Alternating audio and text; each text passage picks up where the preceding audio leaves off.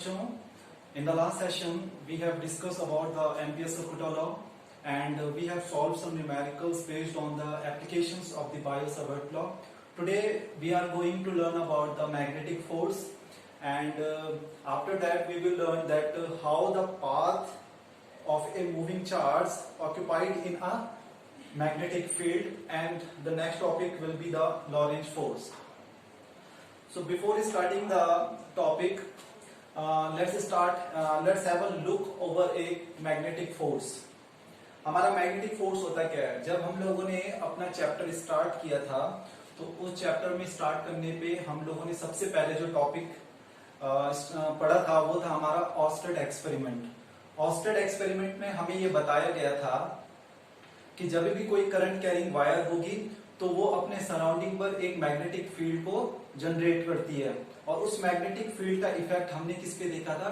Magnetic compass पर. हमने देखा था कि जो कॉम्पस था उसकी नीडल में डिफ्लेक्शन हो रहा था. अगर हम करंट की डायरेक्शन अपवर्ड कर रहे हैं, डाउनवर्ड कर रहे हैं, तो उस समय कुछ ना कुछ डिफ्लेक्शन हमें देखने को मिल रहा था. अब जो हमारा उसके बाद हम लोगों ने डिस्कस किया था कि अगर हम किसी चार्ज को वहां पर प्लेस करते हैं तो चार्ज पे क्या सेम चीज होगी? तो जब हमने उस चार्ज को रेस्ट चार्ज को जब हमने एक करंट कैरिंग वायर के नियर रखा था, ये हमारे पास इस तरह से एक करंट कैरिंग कंडक्टर था और इसके नियर पर हमने एक चार्ज को प्लेस कर दिया. हमने देखा कि जब चार्ज रेस्ट पर था तो उस समय इस करंट कैरिंग वायर के थ्रू इस पर कोई भी इफेक्ट फील नहीं हो रहा था. इसने कुछ भी यहाँ पर इम्पैक्ट नहीं दिखाया.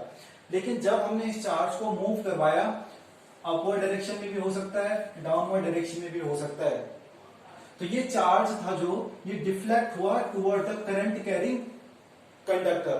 तो यही चीज आज हम पढ़ने जा रहे हैं कि अगर कोई करंट कैरिंग वायर अपने नियर एक मैग्नेटिक फील्ड को जनरेट कर रही है तो वहां पर एक कॉन्सेप्ट निकल कर आता है कि ये किस कारण से हो रहा होगा. कोई एक फोर्स होगा, क्योंकि फोर्स ही किसी बॉडी को एक्सेलरेट करती है, फोर्स ही किसी बॉडी के अंदर मोशन को लाती है. तो यहाँ पर मैग्नेटिक फील्ड का कॉन्सेप्ट है. तो मैग्नेटिक फील्ड से रिलेटेड हम किस टॉपिक को पढ़ेंगे? मैग्नेटिक फोर्स को. तो यहाँ पर मैग्नेटिक फोर्स एक मूविंग चार्ज पर लगेगा, तो उस मूविंग चार्ज पर अगर फोर्स एक्सर्ट हो रहा है, मैग्नेटिक फोर्स, तो वो चार्ज किस तरह का नेचर अपने आप बनाएगा, वहां पर फॉर्म करेगा. तो ये चार्ज यहाँ पर स्ट्रेट लाइन जाता है या कुछ ट्रेजेक्टरी यहां पर फॉर्म करता है. तो ये सारी चीजें आज हम इस लेक्चर में डिस्कस करेंगे. सबसे पहले हम थोड़ा सा मैग्नेटिक फोर्स को देख लेते हैं कि मैग्नेटिक फोर्स हमारे पास है क्या.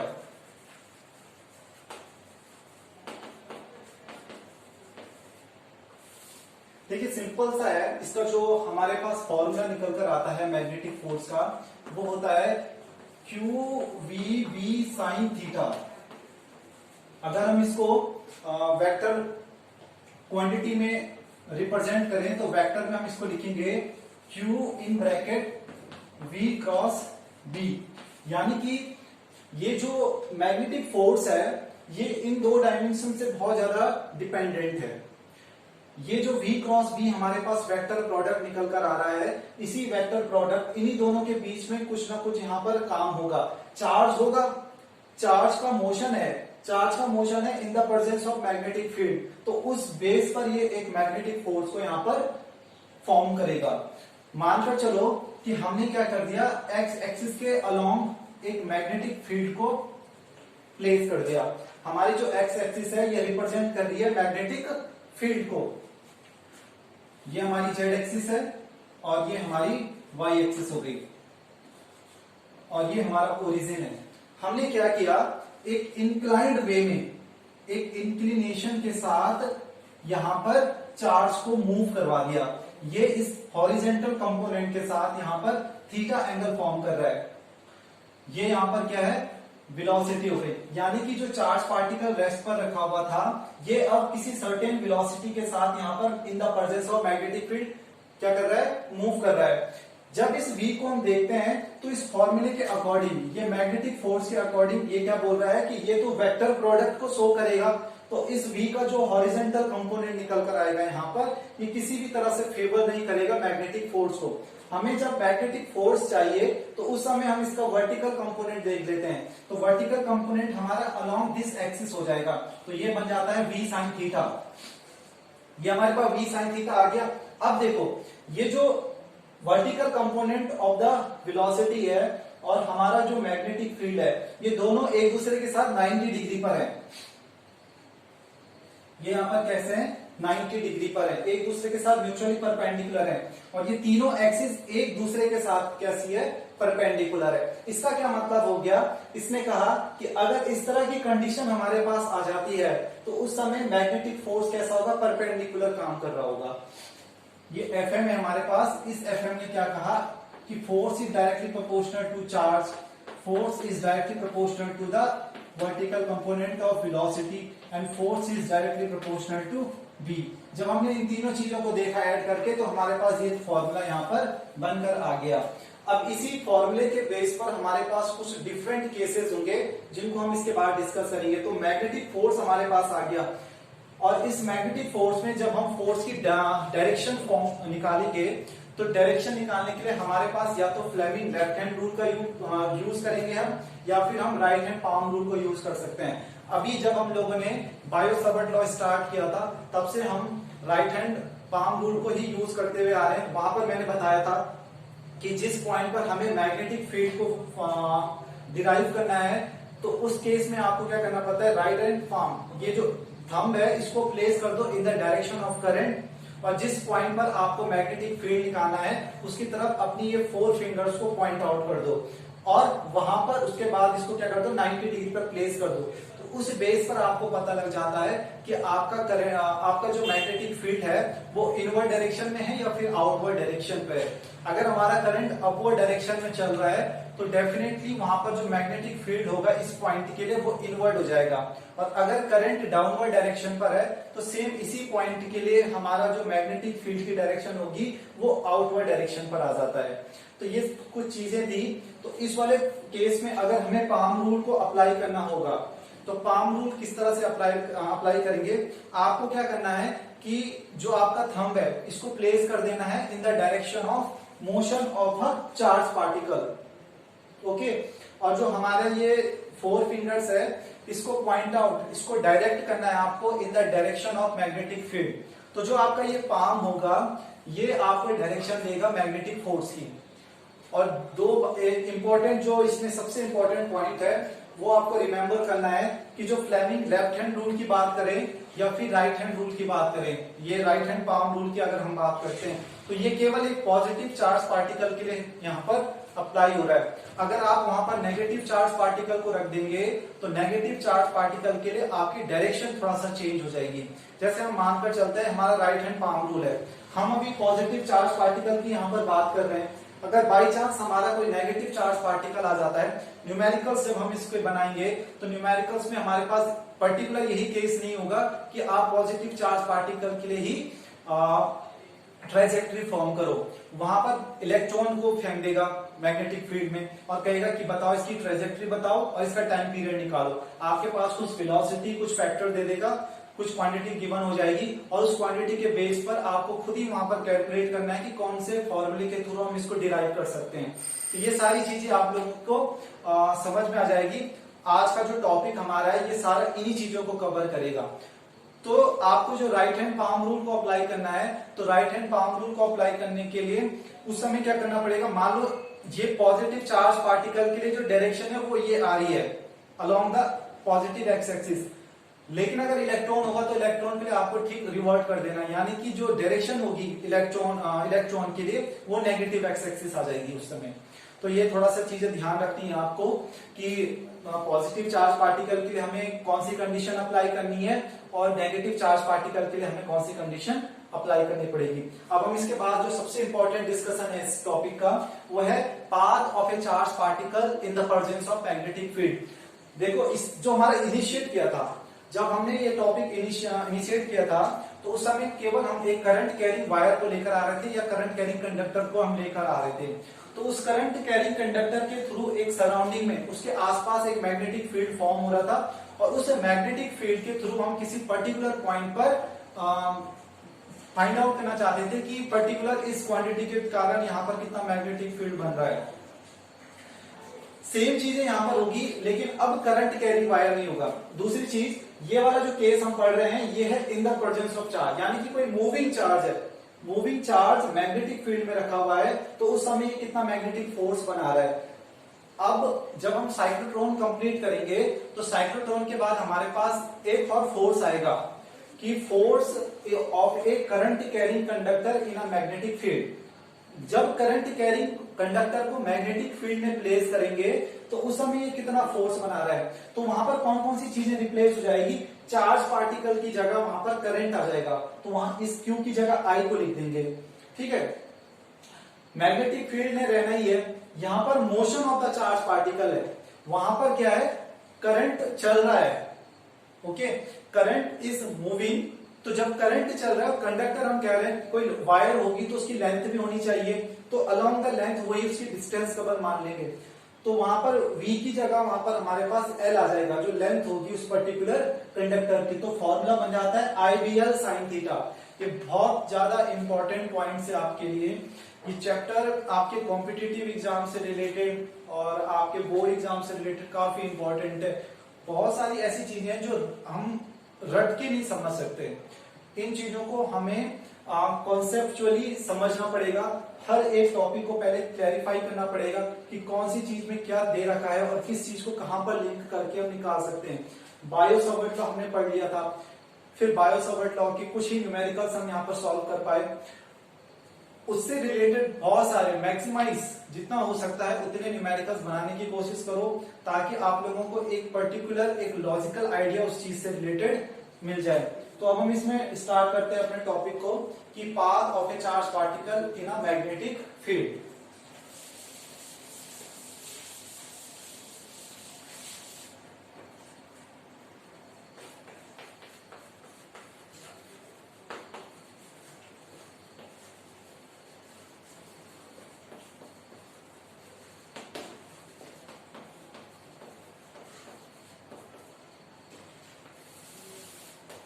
कैपिटल बी यहाँ पर मैग्नेटिक फील्ड के लिए लिख दिया है। तो उसमें हमारे पास फॉर्मूला क्या है, फॉर्मूला हमारे पास आ रखा है कि Q V B sine theta, ये इसका मैग्नीट्यूड का फॉर्मूला लिख रहे हैं, स्केलर में लिख रहे हैं इसको। जब हम वेक्टर में लिखेंगे तो इसको क्रॉस में बना देंगे। तो पहला केस हम डिस्कस कर लेते हैं। इसमें पहला केस ले रहे हैं कि जब हमारे पास थीटा 0 डिग्री हो या फिर 180 डिग्री रखा हो। मैंने अभी बताया था कि जो यहां पर थीटा एंगल है, ये थीटा एंगल है between the velocity and the magnetic field. v और b के बीच का ये थीटा एंगल बन रहा है। तो अगर v और b का बन रहा है, इसका मतलब हो गया कि मोशन के बारे में बात कर रहे हैं। जो चार्ज पार्टिकल है हमारा, वो in the same direction of the magnetic field है या फिर opposite direction of the magnetic field है। ये यहां पर ये 0 डिग्री और 180 डिग्री हमें बता रहे हैं। देखो, अगर इसको थीटा को 0 डिग्री मानकर चलते हैं तो मान लो हमारा मैग्नेटिक फील्ड तो इसी डायरेक्शन पर है, ये मैग्नेटिक फील्ड की डायरेक्शन दे रखी है हमें। अब इस केस में दूसरा क्या बोल रहा है कि 0 डिग्री, तो 0 डिग्री का मतलब हो गया कि जो चार्ज पार्टिकल है वो भी सेम डायरेक्शन पे मूव कर रहा है।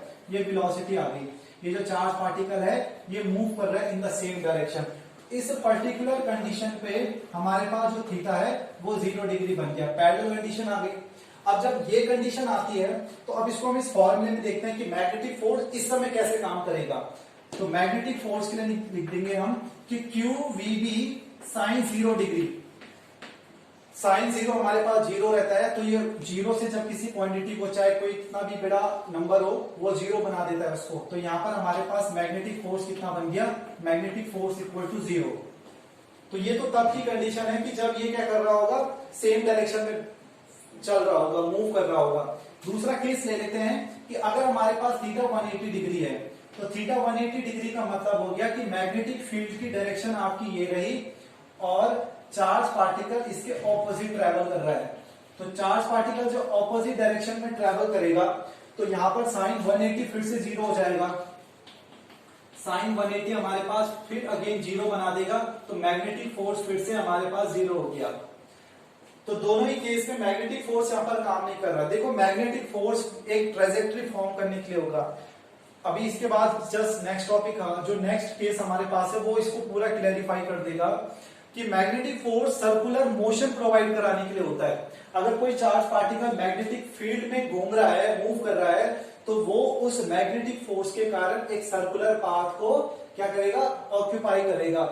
और ये जो कॉन्सेप्ट है मैग्नेटिक फील्ड का, यही कॉन्सेप्ट यूज होता है साइक्लोट्रॉन में। साइक्लोट्रॉन में किसी चार्ज पार्टिकल को इनिशिएट करते हैं, ठीक है, और वो चार्ज पार्टिकल को एक हाई वेलोसिटी गेन करवाने के लिए उसको साइक्लोट्रॉन जो सिस्टम बनाया रहता है, जो हमारा एपरेटस बनाया रहता है, उसके अंदर घुमाया जाता है ताकि वो एक्सेलरेट करे, और एक्सेलरेट होने से उसकी जब स्पीड बढ़ जाएगी तो हम उसका यूज कर सकते हैं फर्दर रिएक्शंस के लिए।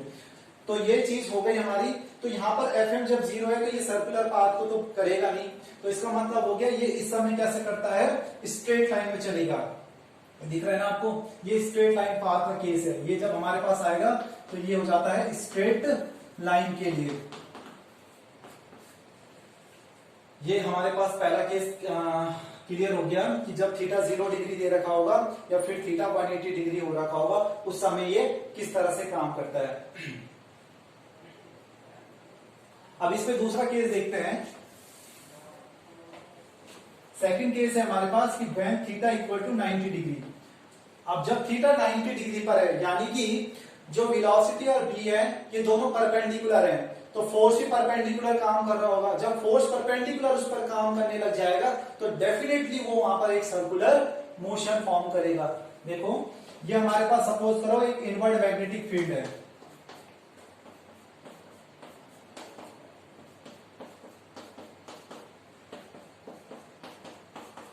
ये हमारे पास मैग्नेटिक फील्ड हो गया जो कि इनवर्ड डायरेक्शन में दे रखा है।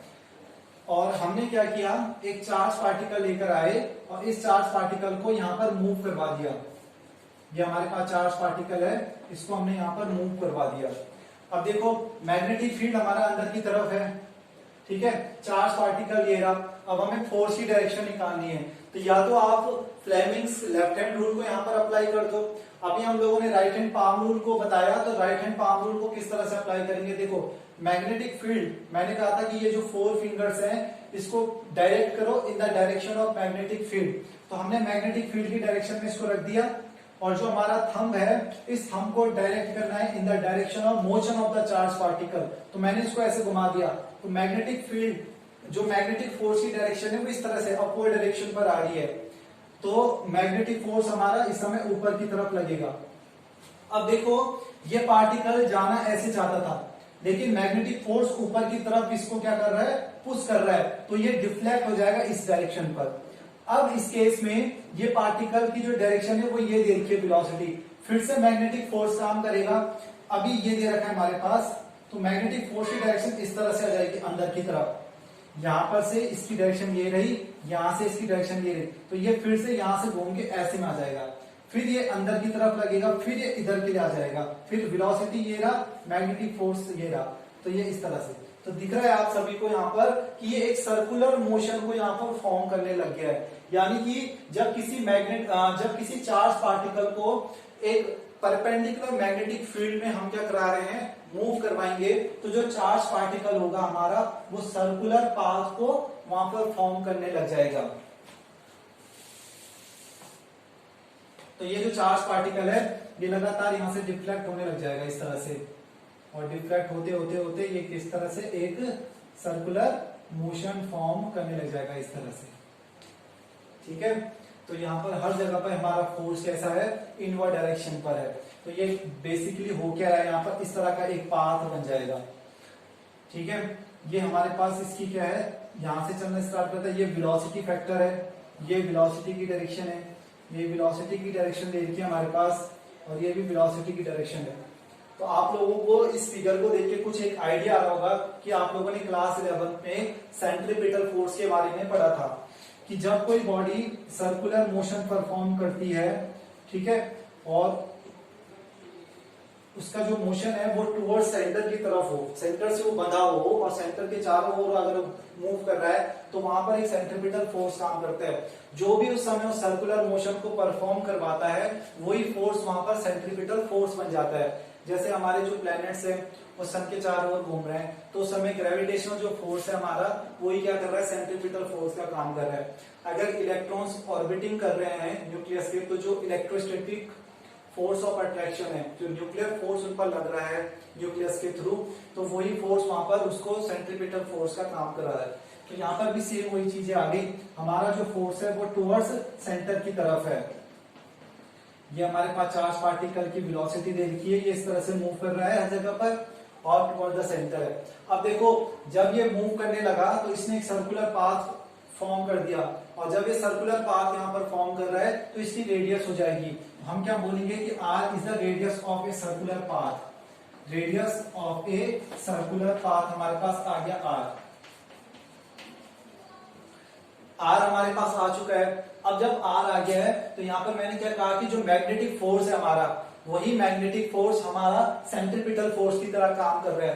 तो इसका मतलब हो गया कि जो मैग्नेटिक फोर्स है Fm, ये हमारे पास सेंट्रीपिटल फोर्स के बराबर है, और मैग्नेटिक फोर्स इस समय कितना है, QVB sin 90, क्योंकि म्यूचुअली परपेंडिकुलर है तीनों क्वांटिटीज, तो Fm हमारे पास केवल बचेगा QVB, तो QVB हमारे पास आ जाएगा centripetal force mv² upon r। v square and v cancel out हो जाएंगे, तो हमारे पास जो रेडियस होगी सर्कुलर पाथ की वो बनकर आ जाएगी mv अपॉन qb। ये हमारे पास फॉर्मूला आ गया radius of a circular path. अच्छा, अब इस फॉर्मूले को अगर हम थोड़ा सा और रिड्यूस करते हैं तो डिड्यूस करने पर हमें इसकी क्या क्या क्वांटिटी बनकर आ जाती है। आपको पता है कि जो मोमेंटम होता है वो मास इनटू वेलोसिटी के बराबर होता है, तो इसका मतलब हो गया कि जो रेडियस है हमारे पास उसका एक सेकंड फॉर्मूला क्या बन जाएगा, P अपॉन QB, और P हमारे पास क्या होता है √2mk। ये सारे रिलेशन आप लोगों ने 11th क्लास में पढ़े होंगे। तो P हमारे पास कितना हो जाएगा √2mk, K is the kinetic energy, QB। तो हमारे पास कितने फॉर्मूले हो गए, ये फॉर्मूले से दिखा रहे हैं कि न्यूमेरिकल्स जब आप बनाओगे तो न्यूमेरिकल्स में कुछ भी कंडीशन हो सकती है, तो वहां पर ये कंफ्यूजन नहीं करना है कि हमारे पास ये क्वांटिटी कैसे निकल कर आएगी। तो इस तरह से ये चीजें हो गई।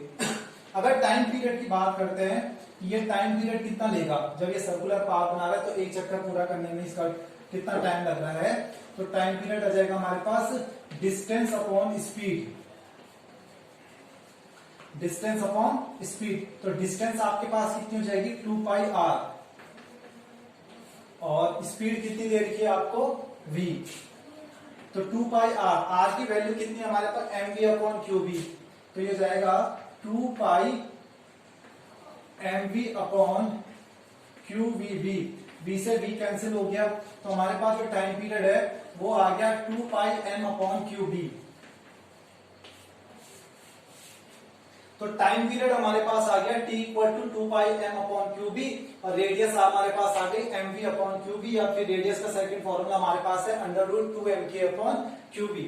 अब इसमें एक चीज आती है कि अगर आपके पास दो चार्ज पार्टिकल हैं और दोनों चार्ज पार्टिकल में एक ही वेलोसिटी पहले वाली वेलोसिटी के ज्यादा है, यानी कि अगर v2 is greater then v1, ये हमारे पास एक कंडीशन आ जाती है, ठीक है। और भी कुछ हो सकता है, लेकिन एक एग्जांपल के तौर पे हम बात कर रहे हैं कि if the velocity of the second charge particle is greater than the first one, then which one will have a highest time period, किसका सबसे ज्यादा टाइम पीरियड होगा।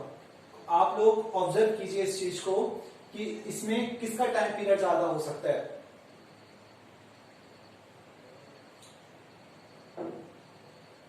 देखिए, अब इस चीज को लेकर कंफ्यूजन मत करना कि जिसकी वेलोसिटी ज्यादा है उसका टाइम पीरियड कम होगा, क्योंकि वो चक्कर पहले पूरा कर लेगा, और जिसकी वेलोसिटी कम है उसका टाइम पीरियड कम होगा।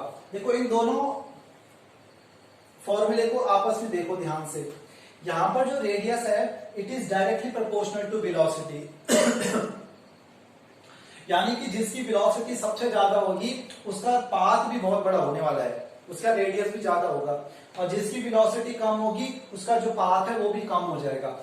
यहाँ पर वेलोसिटी फैक्टर इंक्लूड ही नहीं कर रखा है, इस टाइम पीरियड वाले फॉर्मूले वेलोसिटी है ही नहीं। इसका मतलब हो गया कि दोनों ही चार्ज पार्टिकल का जो टाइम पीरियड है वो कॉमन रहने वाला है, दोनों एक ही टाइम पर उस पूरे चक्कर को कंप्लीट करेंगे। अब चीजें देखो यहीं से क्लियर हो गई।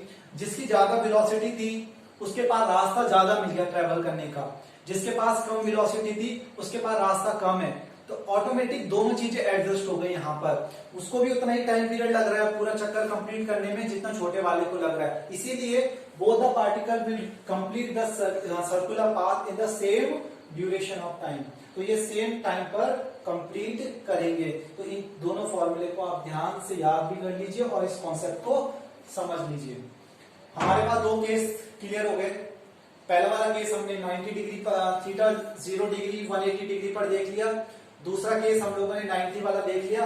अब तीसरा वाला केस हम देखते हैं किसी इंक्लाइंड एंगल पर जो हमें हेलिकल पाथ देगा। आप लोगों ने एनसीईआरटी में देखा होगा, इसका हेलिकल पाथ वाला हमारे पास चीजें गिवन है। तो ये हेलिकल पाथ किस तरह से फॉर्म होता है इसका आइडिया हल्का हल्का आपको इन दोनों कॉन्सेप्ट से आ गया होगा। थीटा 0 डिग्री काम कर रहा है तो स्ट्रेट लाइन पाथ बना रहा है। थीटा अगर 90 डिग्री पर काम कर रहा है तो वो उसको घुमा देगा।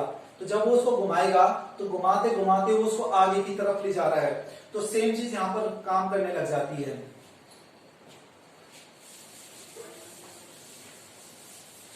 देखो चैप्टर को अगर लिंक करते हुए समझेंगे और रेगुलर अगर स्टडी टच में है तो तभी हम इन चीजों को समझ सकते हैं। और अगर एक हफ्ते बाद बुक को खोलते हैं या नोट्स कॉपी खोलते हैं तो सारी चीजें ब्लैंक हो जाती है माइंड से। 12th का जो सिलेबस है हमारा फिजिक्स का वो ये इस तरह का बनाया हुआ पैटर्न है कि आप लोगों को रेगुलर टच में रहना पड़ेगा, ठीक है। और ये मत समझिए कि एक चैप्टर में आप लोगों ने बहुत अच्छा सीख लिया तो आप बहुत ज्यादा इंटेलिजेंट बन चुके हैं। रेगुलर टच में रहिए पढ़ाई के। तीसरा आता है हमारे पास इंक्लाइंड वाला कि when charge particle is inclined, charge particle का मतलब यहां पर उसकी वेलोसिटी से है, is inclined at theta with magnetic field. तो ये मैग्नेटिक फील्ड के साथ यहां पर किसी सर्टेन एंगल के साथ क्या कर रहा है, काम कर रहा है। तो इस समय हमारे पास कौन सी चीजें आएंगी, देखो ये हमारे पास मैग्नेटिक फील्ड है अलोंग द एक्स एक्सिस, ये हमारे पास वाई एक्सिस हो गई। और अभी हम मैग्नेटिक फोर्स को नहीं ले रहे, अभी हम मैग्नेटिक फोर्स को निकालेंगे यहां से। पहले हम V और B के बीच का रिलेशन बनाते हैं। ये हमारे पास इसकी वेलोसिटी है, velocity of the charge particle, ये चार्ज है और ये इसका मास हमारे पास गिवन है, ठीक है। ये चल रहा है किसी v वेलोसिटी के साथ और मैग्नेटिक फील्ड में ये किसी एंगल के साथ इंक्लाइंड हो रखा है। मोशन इन अ प्लेन वाले चैप्टर में आप लोगों ने पढ़ा था कि जब भी कोई चीज हमारे पास इंक्लाइंड होती है तो उसके दो कंपोनेंट निकल कर आते हैं जब हम उसको रिजॉल्व करते हैं। एक हमारे पास होता है हॉरिजॉन्टल कंपोनेंट, ठीक है, और दूसरा होता है हमारे पास वर्टिकल कंपोनेंट। तो हॉरिजॉन्टल कंपोनेंट अगर हम इसका बनाते हैं तो वो क्या हो जाएगा हमारे पास v cos थीटा, और अगर वर्टिकल कंपोनेंट बनाते हैं तो ये हमारे पास v sin थीटा। यानी कि हमारे पास जो v है, v के हमारे पास क्या हो रहे हैं, यहाँ पर दो फैक्टर निकल कर आ रहे हैं। एक तो आ रहा है v parallel to the magnetic field, तो ये हमारे पास है v cos थीटा, जो थ्रू आउट द मोशन कैसे रहने वाला है, कांस्टेंट, इसमें कोई चेंज नहीं आएगा। दूसरा हमारे पास केस दे रखा है v परपेंडिकुलर, परपेंडिकुलर वाला फैक्टर हमारे पास कैसे हो गया ये जो v sin थीटा है ये इस मैग्नेटिक फील्ड के साथ परपेंडिकुलर दे रखा है। तो v परपेंडिकुलर इक्वल टू हमारे पास आ गया v sin थीटा। अब सारा गेम इन्हीं दोनों का है। इसने सर्कुलर पाथ प्रोवाइड कराना है और इसने स्ट्रेट लाइन पाथ कराना है। तो घूमते घूमते वो चीजें जब आगे की तरफ जाएगी तो ऐसा लगेगा ये एक हेलिकल पाथ फॉर्म कर रहा है, हेलिक्स टाइप का बना देता है। तो ये v sin थीटा हमारे पास आ गया। देखिए जो v पैरेलल वाला है, इस समय जो b और v के बीच का एंगल है वो कितना दे रखा है हमारे पास 0 डिग्री। तो ये हमारे पास QVB, इस समय QVB फिर से काम कर रहा है, फोर्स लग रहा है, फोर्स को आगे की तरफ धकेलने की कोशिश कर रहा है।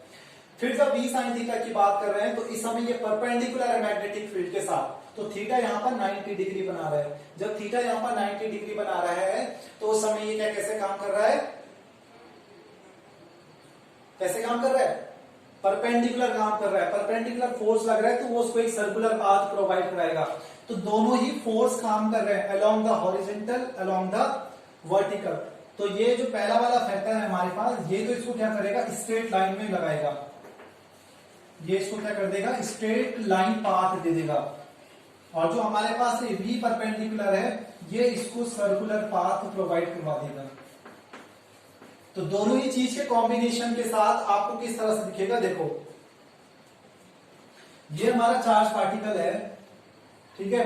ये चार्ज पार्टिकल इस समय कैसे कर रहा है, परपेंडिकुलर काम कर रहा है। तो मैग्नेटिक फोर्स इस समय कैसे काम करेगा, देखो इस तरह से घूम रहा है, ये ऐसे सर्कुलर पाथ ले गई, दिख रहा है आपको, थोड़ा जूम कीजिए इस चीज को, ऐसे में, ठीक है। तो ये इस तरह से घूमेगा, तो ये ऐसे में जाएगा, ऐसे।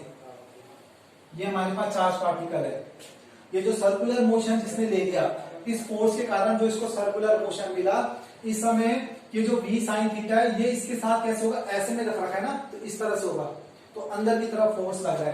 तो ये जो V sin थीटा वाला फैक्टर है, ये इधर के लिए है, ये रहा इधर के लिए, ठीक है, और ये रहा इधर के लिए। तो ये जो फोर्स है, ये अंदर की तरफ काम कर रहा है, टुवर्ड्स द सेंटर काम कर रहा है।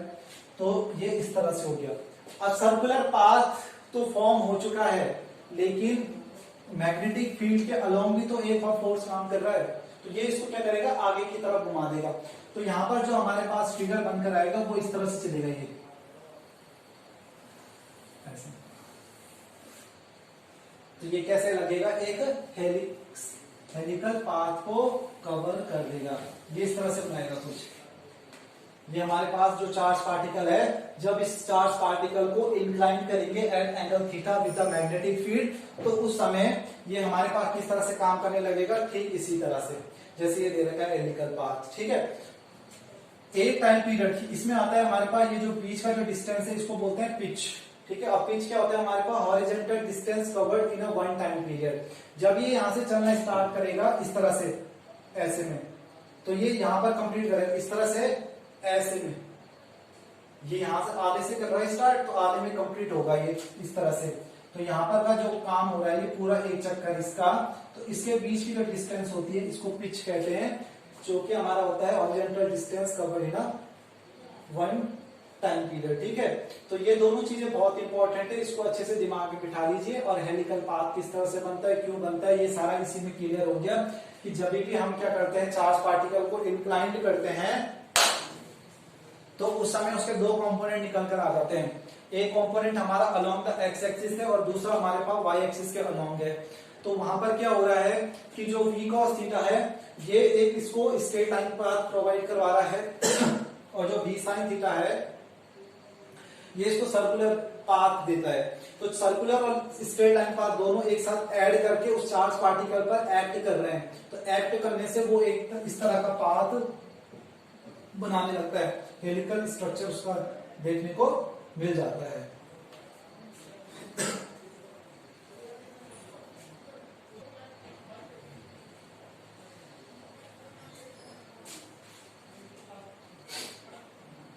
तो ये टॉपिक हमारा क्लियर हो गया। अब इसके बाद हम नेक्स्ट टॉपिक पर चलते हैं। नेक्स्ट टॉपिक हमारा है लॉरेंज फोर्स। लॉरेंज फोर्स के कॉन्सेप्ट से हमें क्या पता लगेगा, वेलोसिटी सिलेक्टर के बारे में। देखो टर्म ही हमें बता रहा है वेलोसिटी सिलेक्टर होता क्या है, वेलोसिटी को सिलेक्ट करना।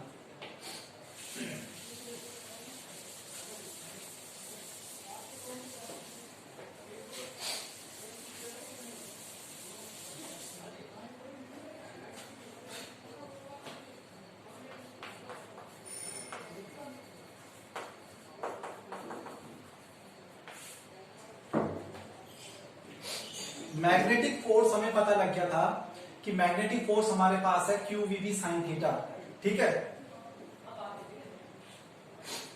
और हमारे पास जो लॉरेंज फोर्स है, Lorentz force is a combination of the electric force and the magnetic force, ठीक है। कहीं अगर आपको कभी कभी आप इस चीज में कंफ्यूज मत होना कि लॉरेंज फोर्स हमारे पास QVB sin थीटा होता है, केवल लॉरेंज फोर्स हमारे पास दोनों होता है, electric force and magnetic force both.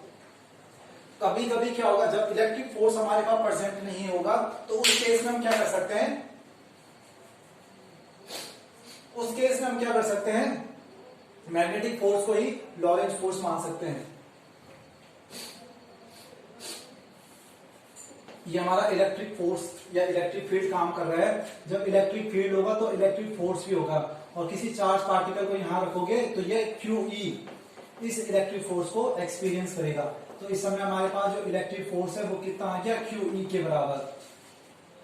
और अगर हम बात करते हैं इलेक्ट्रिक फील्ड की, मैग्नेटिक फील्ड की, तो ये हमारा मैग्नेटिक फील्ड हो गया, ठीक है। और ये हमारा कोई चार्ज पार्टिकल है, परपेंडिकुलर चल रहा है, ठीक है। तो इस समय इस पर जो फोर्स काम करेगा वो रहेगा हमारे पास QBB साइन थीटा। तो जो लॉरेंज फोर्स है, Lorentz force is a net force इन दोनों का, ये बनकर आता है हमारे पास QE plus QBB sine theta, ठीक है। अगर हम इसको क्या करते हैं वेक्टर फॉर्म में लिखें तो वेक्टर फॉर्म में ये फॉर्मूला बन जाता है E into E plus P cross B। तो ये हमारे पास फॉर्मूला है और इसी फॉर्मूले के बेस पर हम कुछ केसेस यहाँ पर डिस्कस करने वाले हैं। पहले वाले केस में हमने थीटा लिया था, यहाँ पर अब हम E और B के बीच का रिलेशन देखते हैं कि अगर इलेक्ट्रिक फील्ड और magnetic field, because both the fields are present, तो अगर हम मानकर चलते हैं कि if the electric field is parallel to magnetic field then what will be the conditions for the net force, and the second case will be the कि जब हमारा इलेक्ट्रिक फील्ड परपेंडिकुलर और मैग्नेटिक फील्ड के। तो इसमें हमने केवल 2 ही case discuss करने हैं। तो जब इलेक्ट्रिक फील्ड परपेंडिकुलर होगा मैग्नेटिक फील्ड के, तो वही वाला केस सबसे ज्यादा इंपॉर्टेंट है इसमें।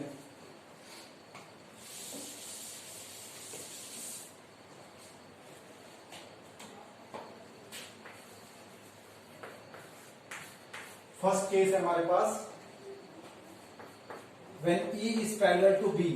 जब E B के पैरेलल दे रखा है तो हमारे पास FM मैग्नेटिक फोर्स तो सीधे से 0 हो जाएगा, क्योंकि जो एंगल है वो एंगल यहां पर काम नहीं करेगा। हमारे पास जो यहां पर काम करेगा वो कौन सा हो जाएगा, इलेक्ट्रिक फोर्स। इलेक्ट्रिक फोर्स कितना होने वाला है, QE के बराबर, ठीक है। अब देखो जब इलेक्ट्रिक फील्ड यहां पर काम करेगा तो इस इलेक्ट्रिक फोर्स के कारण एक एक्सीलरेशन प्रोड्यूस होगा और वो एक्सीलरेशन कितना रहने वाला है, QE अपॉन M के बराबर। यानी कि कोई चार्ज पार्टिकल है हमारे पास, ठीक है, और वो चार्ज पार्टिकल इसके साथ कैसा है, वो जो चार्ज पार्टिकल के अंदर एक्सीलरेशन होगा वो QE अपॉन M के बराबर आ जाएगा। तो इस समय ये इस तरह की कंडीशन बनाएगा। तो FM यहाँ पर 0 हो गया, FM 0 होने लग गया, तो वो इस तरह से करेगा काम, वो केवल स्ट्रेट लाइन में काम करेगा। मैग्नेटिक फोर्स वहां पर काम नहीं कर रहा, केवल उस पर इलेक्ट्रिक फोर्स काम कर रहा है, तो इलेक्ट्रिक फोर्स उसको आगे की तरफ ले जाएगा। तो हम इसको AX से भी डिनोट कर सकते हैं कि AX इक्वल टू हमारा कितना दे रखा है, QE अपॉन M के बराबर, ठीक है। अब इसके बाद चलते हैं दूसरे केस में।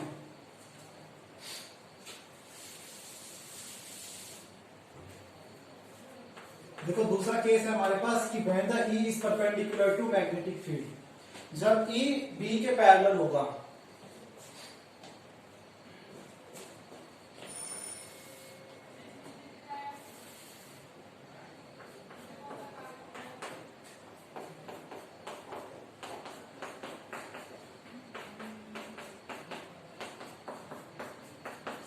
ये हमारे पास इनवर्ड मैग्नेटिक फील्ड है, ये हमारे पास इलेक्ट्रिक फील्ड दे रखा है।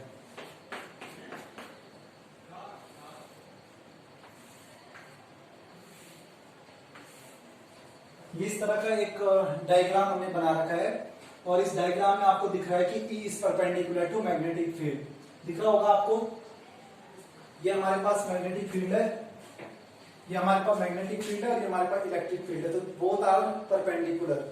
अब इसमें क्या करते हैं, हम एक चार्ज पार्टिकल को मूव करवाते हैं, ठीक है। ये जो चार्ज पार्टिकल है हमारा, ये मूव करता है इस वाले फील्ड में v वेलोसिटी के साथ। अब जो v है, ये b का जो केस है हमारे पास, वो दे रखा है कि b is perpendicular to magnetic field. b is perpendicular to magnetic field, v is perpendicular to E। तो यहां से इन दोनों केस में बन जाता है कि जो E है वो भी परपेंडिकुलर है b के। अब जब इस तरह की केस आएगा तो इस समय देखो आप कि Q पे मैग्नेटिक फोर्स काम करेगा, तो हमारे पास जो चार्ज पार्टिकल Q दे रखा है यहाँ पर, इस पर इलेक्ट्रिक फोर्स काम कर रहा है डाउनवर्ड डायरेक्शन में। इलेक्ट्रिक फोर्स की डायरेक्शन है नीचे की तरफ, और जो मैग्नेटिक फोर्स है हमारा वो हो जाएगा अपवर्ड डायरेक्शन में। कैसे, ये हमारे पास दे रखा है, राइट हैंड पाम रूल को अप्लाई करेंगे तो ये हमारे पास इनवर्ड डायरेक्शन पर हो गया मैग्नेटिक फील्ड। हम डायरेक्ट कर रहे हैं motion of the charge particle and the open palm ये जो पाम वाला हिस्सा है ये हमें डायरेक्ट कर रही है in the direction of magnetic force. तो मैग्नेटिक फोर्स इस समय इस तरह से काम कर रहा है और ये चार्ज पार्टिकल की वेलोसिटी है। अब इसी में हमारे पास कुछ केस बनकर आ जाते हैं, इसी में हम डिस्कस करते हैं दो अलग अलग केसेस को। पहला केस हम ले लेते हैं कि अगर हमारा मैग्नेटिक फोर्स ज्यादा होगा, if the magnetic force is greater than electric force, तो उस समय क्या कंडीशन बनेगी हमारे पास, magnetic force is greater than electric force.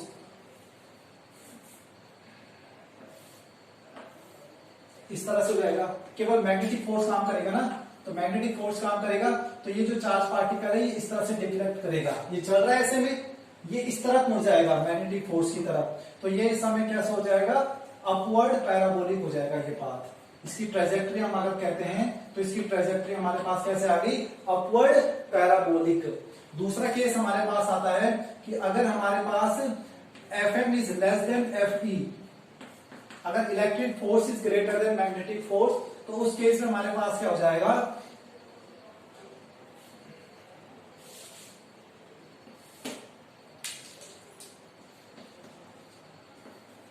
तो उस समय क्या हो जाएगा हमारे पास, ये देखो अभी इस तरह से चल रहा है, दूसरे बार ये क्या हो जाएगा, इस तरह से हो जाएगा ये इसकी तरफ, तो इस समय क्या हो जाएगा, ये डाउनवर्ड पैराबोलिक। तो ये दो केस आ गए। तीसरा केस है हमारे पास कि अगर Fm हमारे पास Fe के बराबर होगा अगर Fm Fe के बराबर है तो उस समय ये चार्ज पार्टिकल कैसे करेगा, स्ट्रेट लाइन मूव करेगा, ठीक है, ना ये ऊपर जाएगा ना ही नीचे जाएगा। तो जब Fm Fe वाला केस आता है हमारे पास, तो उस केस में जो ये वेलोसिटी बना रहा है यही केस होता है वेलोसिटी सेलेक्टर का। याद रखना इस चीज को, यही वाला केस हमारे पास आता है वेलोसिटी सिलेक्टर का, क्योंकि इस समय हमारे पास जो Fm अपॉन Fe वाला केस है वो किसके लिए आ रहा है, देखो Fm हमारे पास कितना दे रखा है, QVB, और हमारे पास ये कितना है, QE के बराबर, तो V हमारे पास हो जाता है E अपॉन B। ये हमारे पास आ गई वेलोसिटी सिलेक्टर। यानी कि हम कह सकते हैं कि ये जो वेलोसिटी है, इस वेलोसिटी को जो ये ऑक्यूपाई करेगा E अपॉन B के रेशियो में, यही वेलोसिटी हमारे पास होती है उस पर्टिकुलर चार्ज पार्टिकल के लिए जो हमें उस सिस्टम में चाहिए। तो एक अरेंजमेंट तैयार किया जाएगा और उस अरेंजमेंट में क्या होगा, बहुत सारे चार्ज पार्टिकल को क्या करेंगे, फेंकेंगे, इसी तरह का कुछ अरेंजमेंट होगा, ठीक है। तो उसमें क्या हो जाएगा हमारे पास, ये इस तरह का मानकर चलो, ये हमारे पास इनवर्ट मैग्नेटिक फील्ड हो गया, ये हमारे पास इलेक्ट्रिक फील्ड हो गया इसमें, ठीक है। अब क्या होगा, जब चार्ज पार्टिकल की यहां से बॉम्बार्ड कराएंगे तो जिन चार्ज पार्टिकल्स का रेशियो इस तरह से बनेगा, देखो ये Fm upon Fe is greater then 1। दूसरा केस है हमारे पास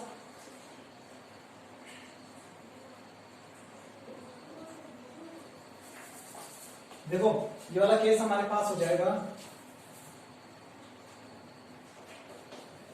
Fe upon Fm is less than 1, Fe upon F1 is greater then 1, ठीक है। तो Fe अपॉन F1, पहला वाला केस ही दिख रहा है आपको, जब पहला वाला केस आपके पास आएगा तो जो चार्ज पार्टिकल्स होंगे वो इस तरह से ऊपर की तरफ भाग जाएंगे, जो मैग्नेटिक फोर्स वाला काम कर रहा है। और जिस समय आपके पास ये वाला केस आ जाएगा, दूसरा वाला Fe upon F1 is greater then 1, तो समय नीचे की तरफ जाएंगे। तीसरा केस इसके लिए आ जाता है Fe upon F1 equal to 1 के बराबर है तो समय वो वाले चार्ज पार्टिकल हमारे उस पर्टिकुलर स्लिट की तरफ जाएंगे जो एक्चुअल में हमें नीडेड है, और उन चार्ज पार्टिकल को हम अलग निकाल देंगे और उसको कहीं और यूज कर सकते हैं, वो उन चार्ज पार्टिकल को। यानी कि कहने का मतलब आपके पास क्या है, हमारे पास ना अलग अलग एक अरेंजमेंट बना रखा है। वेलोसिटी सिलेक्टर का जो काम है, ये जो अरेंजमेंट है इसको क्या कहते हैं, वेलोसिटी सिलेक्टर।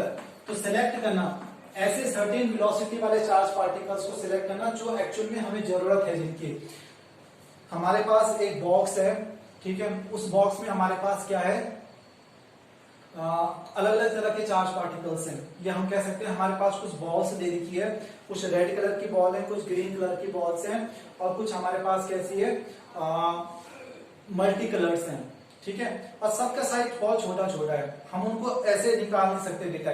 तो हमने कुछ इस तरह का एक अरेंजमेंट बनाया कि हमने कहा कि भाई एक सिस्टम में इस तरह की कोई चीज फिट कर दो जो केवल रेड वाले कलर को, जो बहुत डार्क रेड कलर है उसको अपनी तरफ ड्रैग कर ले, पुल कर ले, ठीक है। और दूसरा हमने लगा दी कि जो ग्रीन वाले खींच दे, और एक जो मल्टी कलर है वो बच जाएगा, तो वो बचेगा तो वो हमारे पास एक्चुअल में वो चीज आ जाएगी जो हमें नीडेड है। जैसे फिल्ट्रेशन होता है, वाटर फिल्टर आते हैं हमारे पास, तो वाटर फिल्टर की एक पर्टिकुलर स्टेज होती है, वाटर फर्स्ट स्टेज में जाता है, सेकंड स्टेज में जाता है एंड द लास्ट स्टेज में आता है हमारे पास। तो जो फाइनल स्टेज होती है उसकी वो प्यूरिफाइड वाटर होता है जिसको हम ड्रिंक करते हैं, ठीक है, जो ड्रिंकिंग वाटर होता है हमारा। तो फिल्ट्रेशन जो हमें बहुत ही हार्ड है वो पहले बाहर हो गए, उसके बाद भी अगर कुछ ऐसी चीजें बच जाती है बैक्टीरियल चीजें तो वो सेकंड फिल्ट्रेशन में प्यूरिफाई हो जाता है, और लास्ट में हमारे पास एकदम प्योर क्वालिटी आ जाती है वाटर की।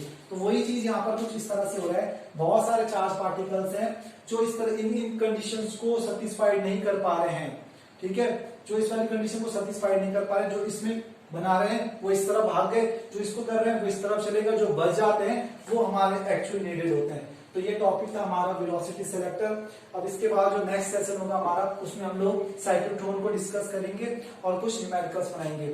आप लोग घर में पढ़ाई करते रहिए, और कुछ भी चीजें होती है जो कुछ क्वेश्चंस हो तो आप हम लोगों से पूछ सकते हैं।